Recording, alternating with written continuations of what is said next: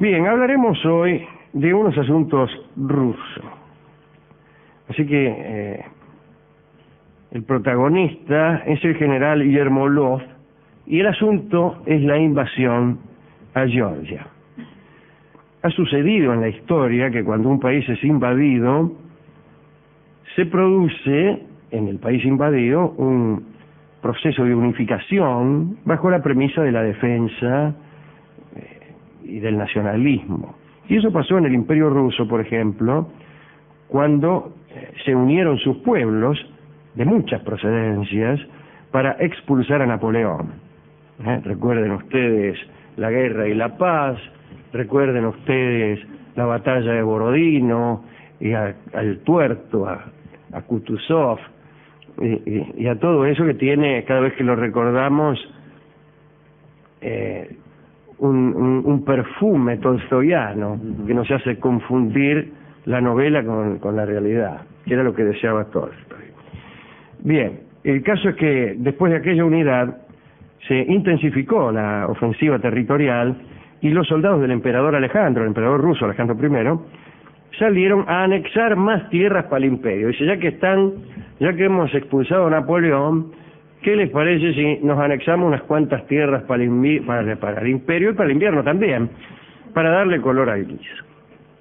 Aunque Georgia había sido anexada a Rusia en 1801, a partir de 1815 se comenzó a imponer un control absoluto sobre los pueblos independientes.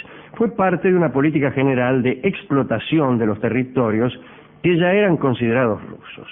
Por ejemplo, la rusificación y el desarrollo de Siberia empezó en esos años. Pero claro, en Siberia no había pueblos hostiles. Había cazadores de los bosques que usaban armas de la edad de piedra y que habían sido, por otra parte, exterminados algunos años antes. Georgia queda al sur de Rusia. Recuerden ustedes el Cáucaso, el Bolshoi Kaukaz, que queda, es una cadena montañosa cuya ubicación se advierte haciendo una raya con el lápiz entre el mar Caspio y el mar Negro, que hace como una raya, y por ahí debe andar el Cáucaso. Y por ahí anda Georgia, cuya capital tiene un nombre raro, que es Tbilisi. T y después Tbilisi, no sé cómo se pronunciará. Me parece que Tbilisi. ¿Y por qué la primera I no la pronuncio? Tbilisi. Sería mucho mejor. Acaba de decirme aquí nuestro asesor ruso, Nicolás Tolkacher. Ahora bien, hablábamos de Siberia, donde no había pueblos hostiles. En Georgia sí. En esa región había cristianos ortodoxos que esperaban de Rusia protección, pero también había musulmanes que más bien preferían a Persia o a Turquía como países con quienes congeniar. Las conquistas de Rusia de los pueblos islámicos fue siempre muy difícil. De hecho, en realidad nunca se completaron y la resistencia existe todavía en estos días. En 1816, el zar Alejandro designó al general Yermolov comandante en jefe de la región de Georgia. Yermolov era un general victorioso, ¿no? Le decían el Wellington ruso. Había sido uno de los principales triunfadores en la lucha contra Napoleón. Dicen que era un gigante dueño de una figura terrorífica. Dicen que dormía envuelto en su capa con la espada en la mano. Dormía con la espada en la mano. ¿Qué quiere que se lo diga? Sí, bueno. ¿Qué quiere que le diga? Era un hombre de modales toscos. Naturalmente, para dormir con la espada en la mano y envuelto en la capa hay que ser un poco tosco. Y era muy generoso con su odio. Odiaba todo lo que no fuera ruso. No le dirigía la palabra al que no fuera ruso. Su crueldad era calculada. Decía Yermolov: deseo que el terror de mi nombre defienda nuestras fronteras con más fuerza que las cadenas o las fortalezas. Por mera humanidad soy severo. una ejecución salva de la destrucción a centenares de rusos. Era un hombre piadoso. Yermolov sirvió una década en el Cáucaso, precisamente en la región de Georgia. Su método era sencillo. El sometimiento a Rusia debía ser total. Todo lo que no llegase a ese nivel era rebelión. Y el castigo de la rebelión era la muerte. Su actitud se parecía más a la de un comandante romano que a la de un hombre educado que había nacido al fin de la Ilustración. Sus regimientos parecían verdaderamente legiones romanas. La mayoría de los hombres servía 25 años consecutivos. Eso es lo que duraba la conscripción. Pushkin escribió una vez: inclina tu cabeza nevada, oh Cáucaso, sométete, llega Yermolov. La actitud general era tan feroz que los habitantes siempre estaban en rebeldía. Dicen que las victorias de Yermolov eran sucesivos castigos de rebeliones que a su vez eran el producto de victorias anteriores. Bueno, lo mismo que sigue pasando ahora. Un hecho originó un antecedente de un problema actual. Yermolov lanzó una incursión de castigo contra la aldea caucásica de Dadi Yourt, a orillas del río Terek. Los habitantes eran musulmanes. Dadi Yourt. Se capturó por separado cada casa, después de un bombardeo de artillería, y en general cuando los soldados de Yermolov se acercaban, los habitantes retiraban del lugar a sus esposas e hijos. Pero en esta ocasión no hubo tiempo, y entonces los nativos masacraron a sus propias mujeres, incluso inmolaron a sus hijos para impedir que los capturaran los rusos y los enviasen a las minas del Zar o los incorporasen de prepo a sus ejércitos. Más tarde la aldea fue volada por los rusos y dejó de existir. Esta tragedia, lejos de terminar con la resistencia, provocó efectos gravísimos. Originó una nueva e intensa forma de fundamentalismo, el llamado muridismo. En la teología islámica, un murid es aquel que desea hallar el camino. Los muridas son hombres que estudian la fe musulmana de un modo místico. En el Cáucaso, este fundamentalismo místico adoptó una forma esencialmente militante. El muridismo puede ser considerado como la más antigua respuesta organizada del Islam al colonialismo europeo después de las cruzadas. Comenzaban por esos tiempos las inmolaciones, las diversas formas de organización diferente a la que suelen tener los ejércitos clásicos. La reacción de Yermolov ante los comienzos del muridismo consistió en intensificar las incursiones de castigo, y el conflicto se profundizó. Yermolov llegó a considerar a los nativos no como antagonistas militares, sino como enemigos personales. Los relatos de atrocidades conmovieron entonces a los más duros de San Petersburgo. En 1827 el nuevo zar Nicolás I le escribió a Yermolov que se alejara de aquella zona y que pasara a retiro. Pero a esas alturas ya era demasiado tarde. La guerra entre el imperio y la resistencia de Georgia, los países caucásicos, continuó durante años. En 1850, nada menos que León Tolstoy debió luchar en la hueste rusa para retener a los georgianos dentro del imperio. Georgia consiguió su independencia de Rusia en 1918, justo después de la revolución, pero duró poco aquella independencia porque en 1921 sería todavía mejor, volvió a ser invadida y recién en 1991, con el comunismo en retirada, se volvió a proclamar la independencia. ¿Saben ustedes que en Georgia nació nada menos que Stalin? Nació en 1879. Los padres de Stalin, estoy pensando en el apellido de Stalin y no me sale, a ver que me llame alguno. Stalin era desde luego un seudónimo, que después se hizo no mucho más conocido que el apellido, lo reemplazó enteramente, ¿no? Los padres de Stalin no hablaban ruso, ¿no? Y él mismo lo aprendió en la escuela, el ruso. Así que fíjese. Pero después, cuando llegaron los muchachos en el 18 o quizá en el 21, él los recibió con mucho entusiasmo y pronto se convirtió en la persona más poderosa de aquel régimen, ¿no? Durante mucho tiempo.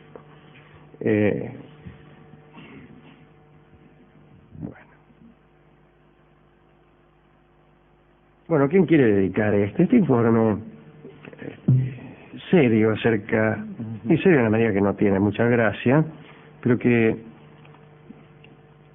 me parece valió la pena para recordar esa región, que ahora tiene muchísimos problemas, no sé si ustedes conocen, problemas de energía que tiene, de corrupción, etcétera, etcétera, etcétera. Bueno, al tuerto me gustaba... Qué gracioso. Sí, es verdad. Parecía un chiste, pero... No, pero es peor que aquí. Sí, claro, bastante. Cortan la luz todos los días, en serio. Ajá. Sí, por ahí tienen 4 o 5 horas de corriente eléctrica, pero porque son unos asuntos aburridos de contar, pero difíciles de resolver, casi imposible. Bueno, y entonces decía al tuerto, ¿cómo era? A Kutuzov, fue el enemigo de Napoleón, exactamente, un gran general, que le ganó. Sí. En realidad no le ganó. No se puede decir que la batalla de Borodino haya sido una victoria de Kutuzov, pero manejó la guerra y la campaña de modo tal que Napoleón se tuvo que rajar, victorioso y todo, ¿vale? Y al amigo Tolstoy. Nuestro amigo Tolstoy, que lo hemos nombrado, sí. Bueno, aquí hemos ido a la discoteca a buscar canciones rusas, no rusas, georgianas, que es mucho peor, ¿no? Mucho más difícil. Canciones de Tbilisi. El discotecario dijo que enseguida venía y aún no ha regresado. Así que... ¿Y entonces nos metimos en la discoteca, tomamos la zambra que se llama La Cuartelera, que tiene relación con Yermolov y sus actividades castrenses, y escucharemos ahora esa samba, que habla sin embargo de otros cuarteles, y que toca maravillosamente Eduardo Falú. Adelante. Vamos a hablar hoy de Dédalo. Claro, quien habla de Dédalo debe hablar de Creta y de Minos. Debe hablar de laberintos, de construcciones. Y de todas esas cosas, y de Parsifal. Claro. En fin. Empecemos diciendo que era un arquitecto, un técnico, así. Los griegos odiaban mucho lo que era técnico, lo banáusico, lo que se hacía con las manos. Exactamente. Lo que se hacía con la mano. Ellos amaban lo teórico y despreciaban todo aquello que requería el uso de las manos. Bueno, Dédalo era un técnico por excelencia. Uno de sus aprendices, Talos, que era hijo el sobrino, era el hijo de la hermana Policaste, también llamada Pérdice, ya veremos esto, era tan bueno que ya lo había superado, lo superaba en maestría al maestro, tenía apenas 12 años de edad y ya pelaba las naranjas solo. Un día, este pibe, Talos, recogió por casualidad la mandíbula de una serpiente y al ver que podía utilizarla para cortar un palo por la mitad, copió el modelo en hierro y inventó la sierra y el serrucho al mismo tiempo. Estas y otras invenciones como la rueda de alfarería, el compás para dibujar círculos, etcétera, le granjearon una gran reputación en Atenas, y Dédalo, que se atribuía la invención de la primera sierra, siendo que no había sido él, fue sintiendo hacia él una envidia cada vez más insoportable. Y un día dice, lo voy a matar. Vio cómo es uno cuando siente una envidia insoportable. Entonces lo llevó a trabajar en el techo de la Acrópolis, le señaló ciertos paisajes a lo lejos y de golpe lo empujó. Lo mató. Dédalo bajó inmediatamente al pie de la Acrópolis, metió el cuerpo de Talos en una bolsa con el propósito de enterrarlo en secreto. No sé qué habrá hecho con los curiosos que siempre hay alrededor de la Acrópolis, como sabe cualquiera que haya ido a Grecia. Totalmente. Principalmente son japoneses. Bien. El caso es que lo metió en una bolsa y cuando la gente le preguntaba qué había en esa bolsa, dijo que había recogido piadosamente una serpiente muerta como exigía la ley.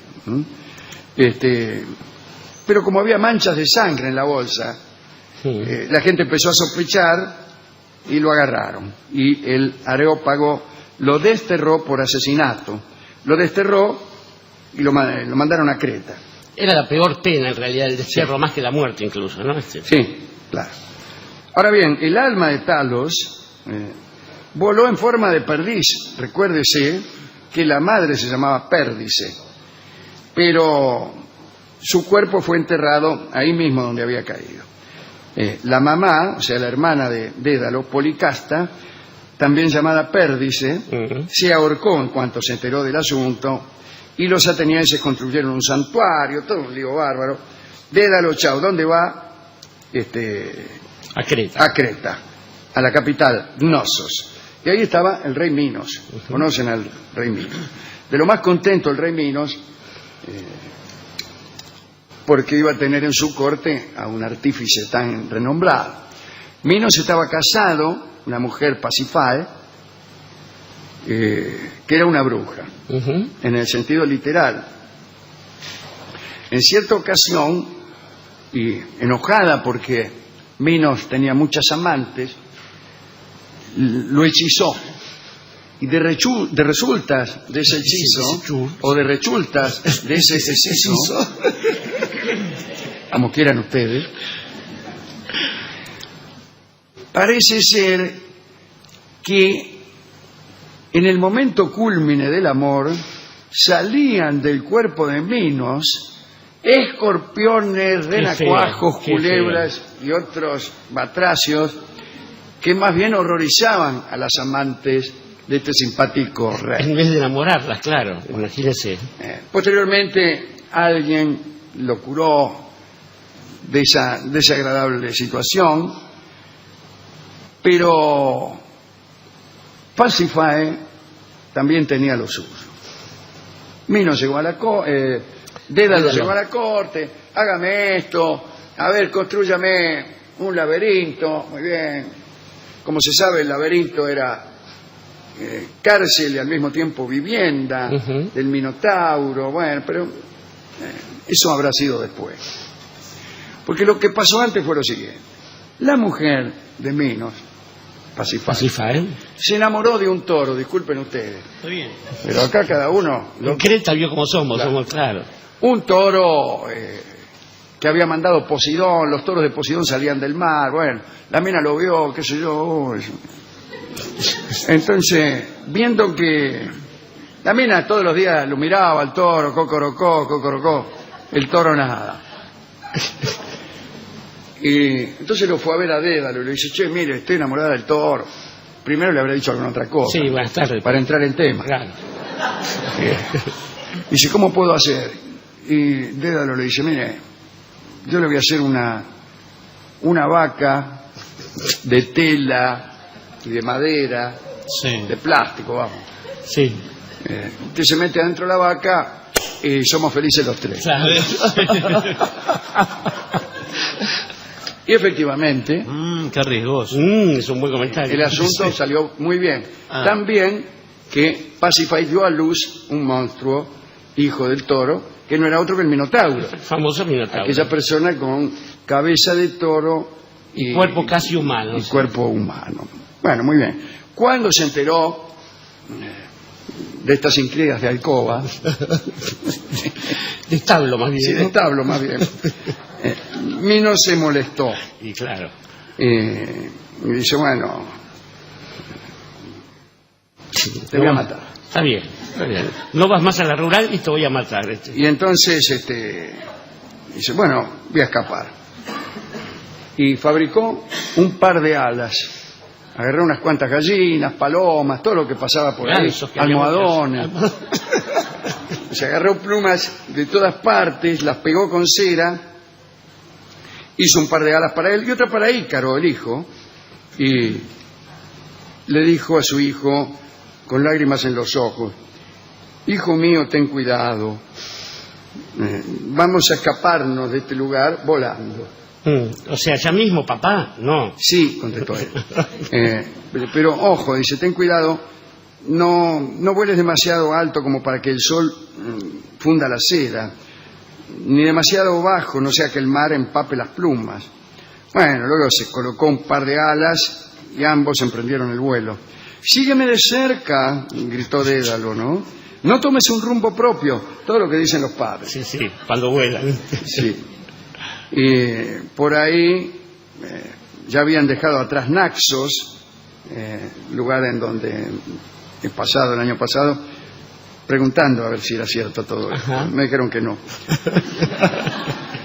Cuando Ícaro desobedeció las instrucciones de su padre, probablemente porque no las creyó y lo bien que hacían, no quererlas, ya que cuando uno sube, la temperatura no aumenta, Desciende sino rápidamente. que desciende a razón de 1 grado por cada 180 metros que uno sube, como lo sabe cualquier aviador. Cualquier piloto y cualquier Claro. paracaidista sobre todo. Pero Dédalo pensaba que si uno estaba más cerca del sol haría más calor. Sí. Bueno, igualmente parece que tenía razón, porque en una vez estaba volando y vio unas plumas que se arrastraba el viento así. A Ícaro no lo vio más, de golpe vio unas plumas que venían de abajo y tuvo el peor de los presentimientos, Bueno. que es la certeza.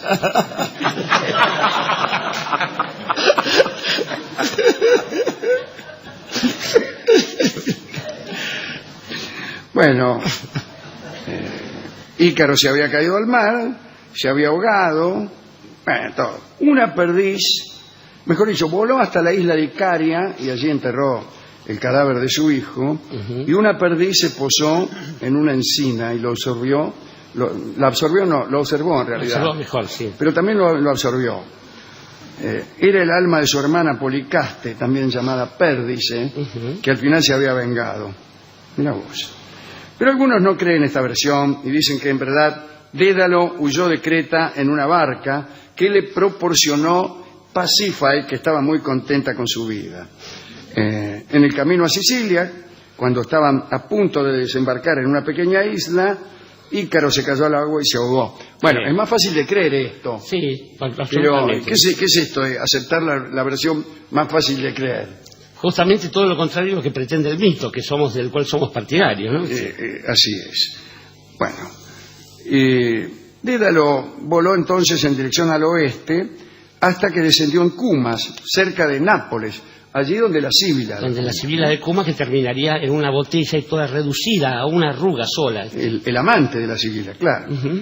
Muy bien, ahí construyó un templo con techo dorado en honor a Apolo, visitó Camico en Sicilia, y el rey Cócalo, que parece un autor de milongas, lo recibió muy contento y tenía unas hijas.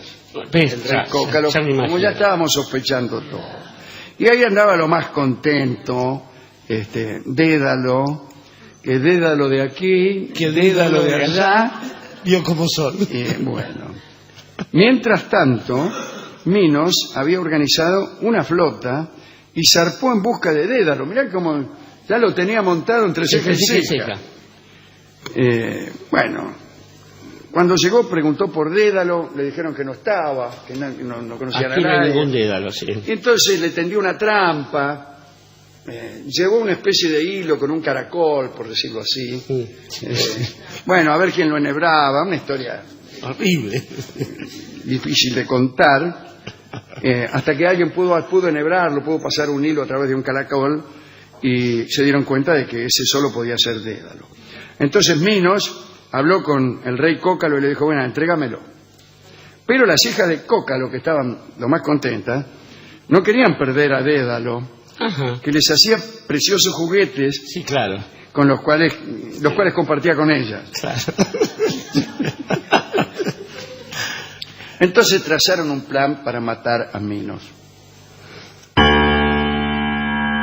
Cuando Minos estaba en el baño, le dijeron, ¿quiere pasar a lavarse?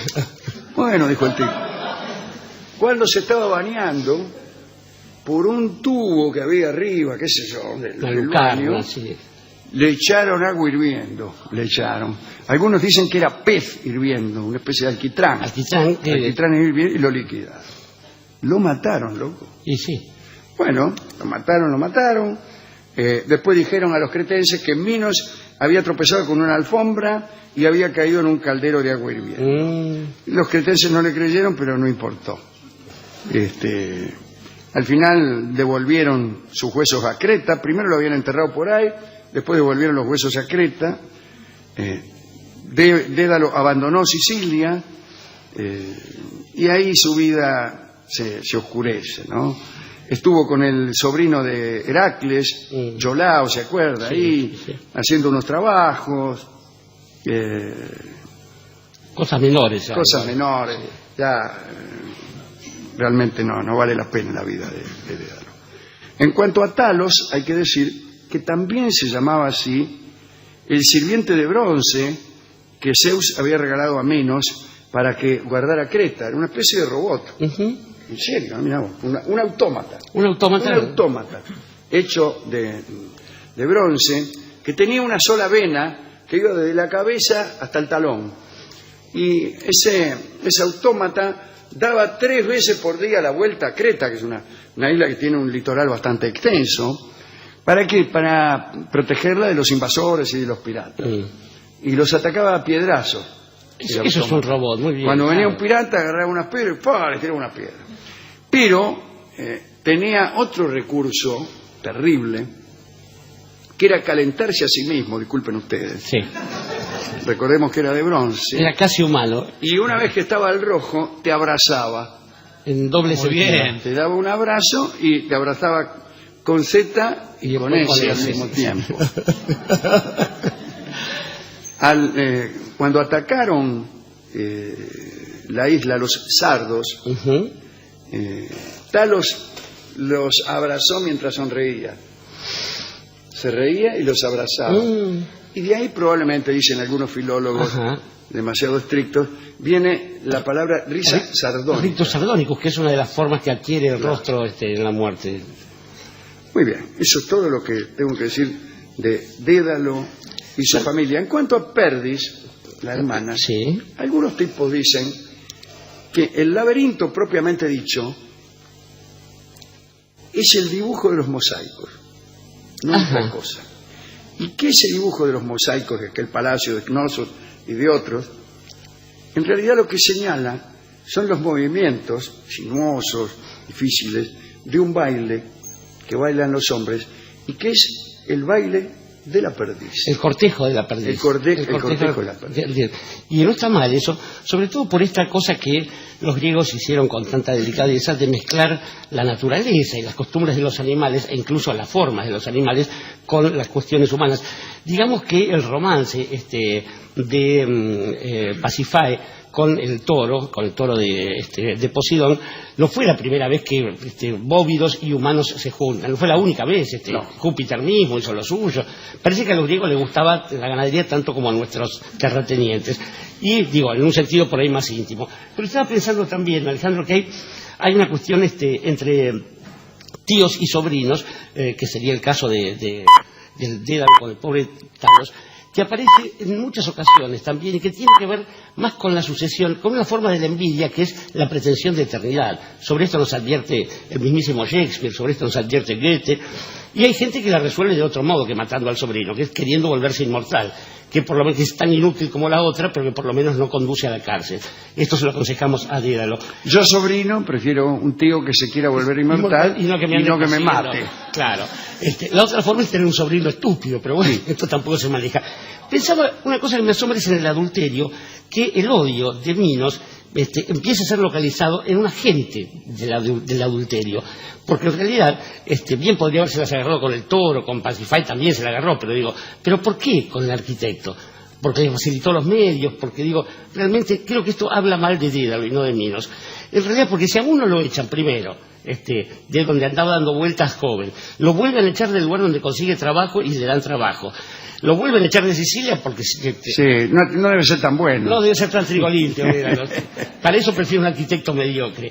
Y finalmente, en cuanto a Minos, recordemos que era bastante odiado por los atenienses, ya que les causó sí, claro, enormes desgracias, los venció en la guerra y provocó todo este lío de Teseo, exigía un tributo de varios jóvenes por año, que después se los daba a comer al Minotauro, toda una cosa horrible. Quería llegar justamente a este muchacho que acaba de nombrar, porque uno se pregunta qué instrucción le habrá dado Dédalo a Pacify para llegar tan rápidamente al Toro en cuestión. Claro, instrucciones para abrir este paquete. Justamente porque, después cuando está Ariadna con Teseo, tiene que hacer un laburo con el piolín. Es muy difícil, se lo digo yo. Para llegar hasta el matadero, hasta el sacrificio, que el Apocalipsis Now se hace también. El amor es muy difícil. Justamente, y este es el punto.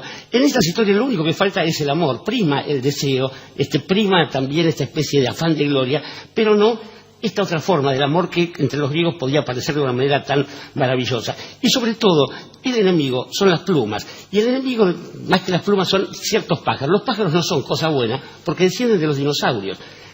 Los dinosaurios se convirtieron en pájaros. Esto explica por qué uno tiene que soportar a los gorriones o a las palomas o a los halcones en el caso de las palomas y todo así. El pájaro es un ser detestable, incluso los canarios, salvo en una ocasión. Las palomas, que son como los católicos, que son monógamos y además a veces cuando pueden hacen sus cosas encima de otras personas, que tienen una sola ocasión de ser beneficiosas. Y esto lo han sabido desde siempre en Occidente. Y es cuando... Más que llevar un mensaje, emblematizan un mensaje. Son esos momentos en que uno puede decir, sigan adelante pingos de mi tropa, que de un viento errante somos nubarrón y en un mar de ausencia se nos va la vida. Y ahí, en ese momento, uno sabe que tiene que mandar un mensaje y solo para eso, para el resto me quedo con el cuervo, el único animal posible es, aunque sea una palomita blanca. Y palomita blanca, es probable que Dédalo haya usado plumas de panoramas blancas, que son las que mejor vuelan, me parece a mí. Sí, a veces. Palomita blanca es el vals que vamos a oír ahora en la versión instrumental de Aníbal Troilo y Roberto Grela. Adelante. Hoy tenemos algunos mitos americanos, algunos mitos de los indios americanos, ya que siempre andamos con los griegos, los nórdicos, o los celtas. Hoy estamos por acá y vamos a ir saltando de mito en mito a ver si conseguimos algún estímulo. Empecemos con los onas, ya que ayer hablábamos de los onas. Mejor dicho, ayer hablamos de los yaganes y por contigüidad aparecieron ahí los onas, los indios de Tierra del Fuego. Con respecto a la creación, en realidad los onas creen ser obra de Kenos, el primer hombre, el gran antepasado, no del Ser Supremo. Kenos fue un enviado del Ser Supremo que puso orden en el mundo. Algo parecido pasaba en los mitos nórdicos. En realidad, la creación era obra, me parece a mí, de un gigante, una obra medio casual. Recién la creación empieza cuando esa creación toma sentido. Y el que le da sentido no es el creador, sino otro que viene después. Bueno, Kenos, este hombre, modeló con turba, es decir, con esa especie de carbón que hay tanto por aquella región. Disculpen ustedes, un órgano masculino y uno femenino. Y estos órganos de turba, ¿cuáles? Estos, dieron origen a los primeros onas. ¿Qué cosa, Solos. Ahí no había amor, ni sexualidad pura. Kenos les enseñó a hablar, me refiero a los zonas, ¿no? Ah,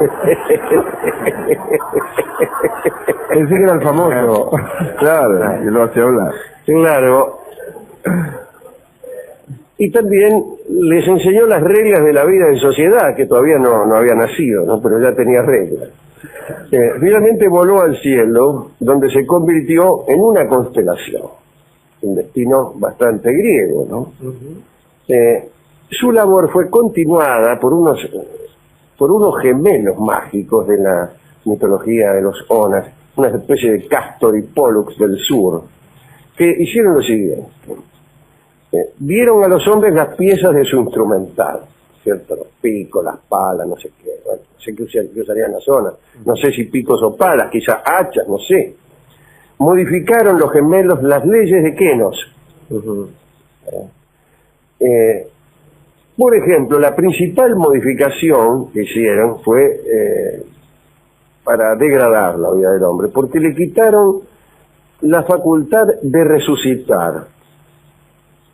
Antes de los gemelos, los Onas, cuando llegaban a viejos y veían que estaban muy cansados y un poco enfermos, se entregaban al sueño, una especie de muerte, pero al despertar se hacían lavar por Kenos. Volvían entonces a la juventud y recomenzaban la existencia. Me parece extraordinario eso, ¿no? Pero uno de los gemelos puso fin a estas renovaciones e hizo definitiva la muerte. Los muchachos, desde ahora la muerte es en serio. Ese día, desde luego, nació el arte, la novela, las cosas que antes no eran necesarias, incluso el amor. Bueno, otros pueblos americanos también vieron en la muerte algo que sobrevino. Bueno, la tradición judeocristiana también lo ve así. La muerte es casi un castigo, una desgracia interior, no una condición primigenia del hombre. Por ejemplo, los cipayas decían que en el comienzo de su vida en sociedad le habían dicho a todo el pueblo que saludara amistosamente a un extranjero que vendría a visitarlo. De esa amistosidad, de esa amistad, dependía la existencia o no de la muerte. Y los indios vieron llegar a un visitante que traía un cesto de carne podrida, pero dijeron, no, a este no debe ser el que hay que saludar porque Es demasiado. debe ser la muerte, mira, así que a este no, debe ser, el de la vida debe ser otro. Y le volvieron la espalda. Y en cambio recibieron afectuosamente a la muerte verdadera, que tenía, como bien sabemos nosotros, la apariencia de un joven agradable. Se equivocaron y fueron condenados a morir. Los indios de Perú, en Huarochiri, consideraban a la muerte como un accidente que también les había sobrevenido, y contaban que antaño, cuando moría un hombre, el alma volvía a los 5 días. Pero parece que en una ocasión un señor se murió, señor casado, ¿no? Y en vez de volver a los 5 días, volvió al 6º día. Y la mujer lo llenó de reproches, incluso le encajó unas cuantas patadas. Y el alma del señor se marchó para siempre, se fue, no pudo aguantar a la mujer. Y desde entonces la muerte es irremediable para todos. Por culpa de la vieja. Por culpa de una mujer de mal carácter. Es la muerte. En otro orden de cosas, por ejemplo el orden del trabajo, los Onas también fueron perjudicados por estos dos gemelos sobrevinientes. El mayor de los gemelos, usted me dirá cuál es el mayor, según la cultura, en algún caso es el que nace primero y en otros casos se considera que el mayor es el que nace en segundo término. Bien. El gemelo mayor, que era el menos inteligente, deseaba que todos los hombres se nutrieran sin esfuerzo, así que no hubiera que trabajar. Pero el menor, que era más juicioso, se opuso y dijo, el esfuerzo da alegría. Y desde entonces hubo que trabajar. Es decir, los gemelos son personajes bastante nefastos, fíjense, ¿no? Hasta ahora las dos cosas que hicieron fue hacer morir a la gente y hacerla trabajar. Pero se parece otra vez a la expulsión del paraíso. Dicen también que los gemelos acortaron la noche, lo que en aquellas latitudes tiene mucho sentido. Y enseñaron a los onas a cazar focas y a sacar aceite de los peces, ya que no de las piedras. En verdad, el dios supremo de los onas y también de los Maganes y los Alacaluf era un espíritu que no bebía ni comía y que vivía más allá de las estrellas. Es decir, estaba tan lejos que daba lo mismo que no existiera. Dice que ese fue el creador del mundo, pero, insisto, el mundo recién fue modelado y completado y tomó su sentido del héroe civilizador Kelos. También pasaba algo parecido o distinto con Viracocha, distinto, en verdad, porque Viracocha era al mismo tiempo el ser supremo, el creador y también el transformador. Había venido a transformar y a terminar de modelar lo que él mismo había creado, cosa que no sucede con Odín o con Kelos, ¿no?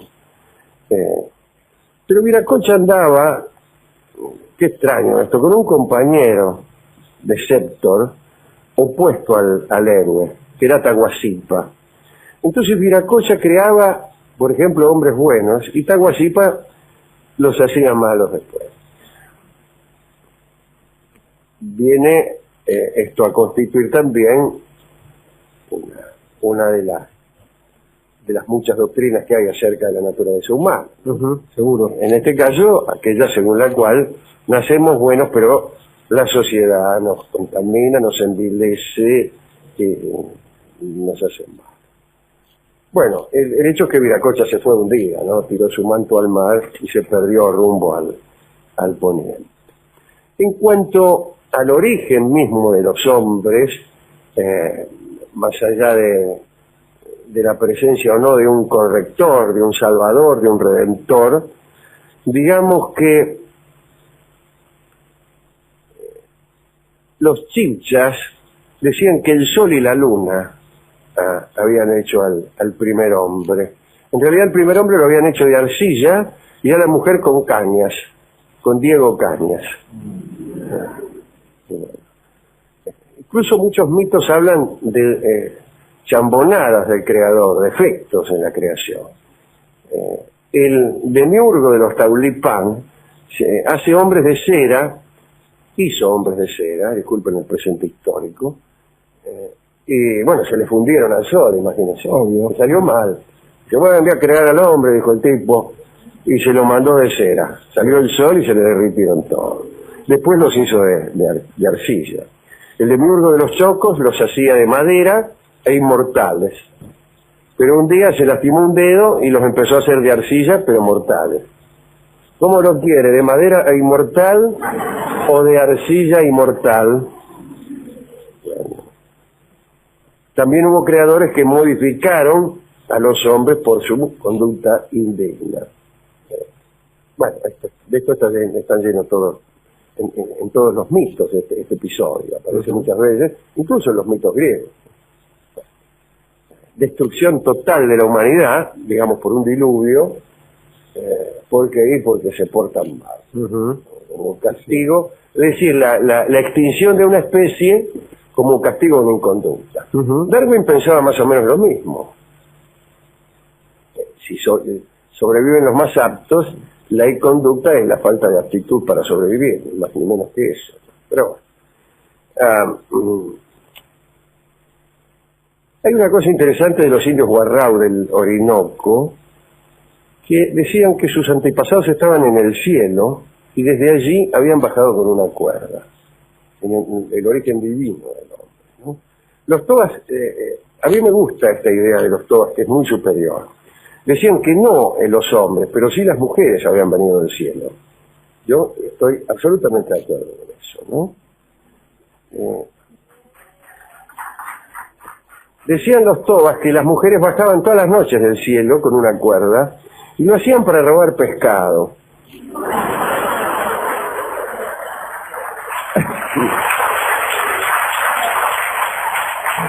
Dada la proverbial ausencia de pescado en la región celestial. Pero un halcón cortó la cuerda una noche y entonces tuvieron que quedarse con los hombres. Y ahí la actitud de algunas mujeres que efectivamente manifiestan como una especie de desdén cósmico, especialmente en algunas confiterías. Claro, de aire de superioridad celestial. Bueno. Hay también entre los indios de la costa del Perú el mito de el sol y la luna, o mejor dicho, el luna y la sol. Esto sucede también en los mitos nórdicos y en Alemania, donde es el luna y la sol. Como aquí puedes decir el luna a un señor de apellido Luna, y viene el luna y la sol, viene el luna con la sol, y la sol, la hija Soledad, por ejemplo. No, una sol, la llamada sol, que anda con el viejo Luna. Bueno. Bien. El hecho es que, según este mito, un muchacho que es la luna visita por la noche a su hermana, no a la suya. Ah, no me asuste. A la hermana de él, insisto, era desde luego una costumbre de reyes y de dioses. Entonces la luna visita a su hermana, el luna visita a su hermana, la sol, pero la abandona antes del alba. Y bueno, ¿hasta cuándo se va a quedar? La chica, que lo amó en la oscuridad, para reconocer a su amante le araña la cara o se la mancha con un agua especial. El muchacho se va al cielo y ahí anda la luna con la cara un poco picada de viruela. La luna tiene algo del tigre Millán, ¿no? Así esa cara medio llena de pozos. También explicaban estos indios que los eclipses los causa un gato celeste que se arroja sobre el luna para comérselo. Los incas incluso trataban de espantar a este gato celeste durante los eclipses haciendo ruido. Cuando venía un eclipse todo el mundo para espantar al gato celeste para que terminara de una vez el eclipse. Yo creo mucho más en ello que en ese cuento de que la luna se pone justo entre... déjame de broma. Otros mitos interesantes de los indios americanos son los que cuentan acerca de destrucciones del mundo. El incendio del mundo, muchas veces, así como se habla de diluvio, a veces se habla de un incendio del mundo, que se repetirá el día que el Creador retire debajo de la tierra los puntales que la sostienen. ¿Sabe usted que la tierra se sostiene por unos puntales que serán retirados por los dioses el día que se levanten cruzados? Se incendiará todo entonces, y además se soltará el tigre azul, como si no fuera suficiente. La tierra será repoblada por un hombre y una mujer que estarán escondidos en un agujero. ¿Cuál? Bueno. Los zonas hablaban también de la larga noche, siempre en las altas latitudes se habla de la noche, ¿no? Noches largas. Dice que los gemelos se robaron el sol y lo encerraron en un recipiente, pero unas perdices derribaron el tacho, entonces volvió a llegar el sol.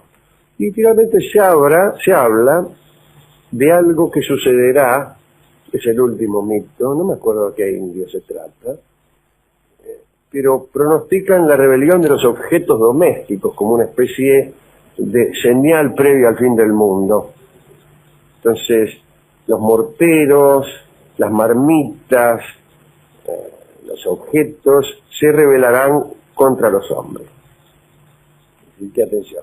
Esta guerra sería mucho más terrible ahora que en el tiempo en que fue formulado el mito, ya que los objetos domésticos son mucho más complejos, más pesados y más peligrosos. Porque, qué sé yo, que se te revele un mortero, vaya y pase, pero un lavarropas belicoso, te lo ves venir ahí. Es peligroso. Dando vueltas. Una procesadora. agarra una pata y te licúa. Viene degollándose. O te licua. Mejor. Es mucho mejor, ¿no? Bueno. Eso es todo lo que le quería contar, estas notas que hemos tomado acerca de mitos americanos sobre los que mucho no hablamos. Esto para que usted no se quede. ¿Saben esto de la rebelión de los objetos? Y recordaba aquella que Borges es el que la trae a colación, ¿no? La de los espejos. Sí, pero hay una en Rabelais también, Sí, sí. Sí, bueno, la gente, eso es la gente del espejo, se va a revelar, la gente que está detrás del espejo. En vez de cumplir obsecuentemente, repitiendo los movimientos que nosotros hacemos, van a atravesar el espejo y a someternos a nosotros, que ahora estamos de este lado, justamente a ese castigo de tener que repetir movimientos que otros nos indican. Como usted sabe, yo he postulado la teoría que a lo mejor ya lo estamos haciendo sin darnos cuenta. No hacemos más que repetir movimientos que otros poderosos nos indican desde atrás del espejo o de atrás de cosas que parecen espejos, pero que no lo son.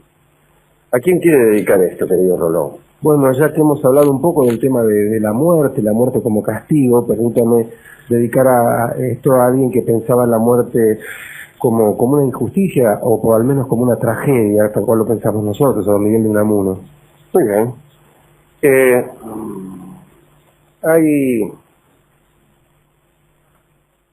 Yo no le voy a dedicar a nadie porque estoy de mal humor hoy, así. Pero voy a informar con qué tango habrá de amueblarse esta charla, y me parece que hay aquí en general un proceso de degradación de la raza humana, una idea que también ha sido cautivante para muchas civilizaciones, la de pensar en una edad de oro, en una edad de plata, etcétera. En Oriente también está esta idea, no solo en Occidente. Y acá hemos visto, bueno, que una humanidad que antes era inmortal pasó a morirse, una humanidad a la que la naturaleza brindaba gratuitamente sus dones, pasó a trabajar, y también la idea de un envilecimiento general. Los hombres son menos fuertes, las mujeres vivían en el cielo, pero ahora viven en la tierra, etcétera. Quiere decir que el tango que hemos elegido es Cuesta Abajo. Es una descripción del proceso de todas las civilizaciones. Cuesta Abajo será interpretado por su autor, Carlos Gardel. Adelante.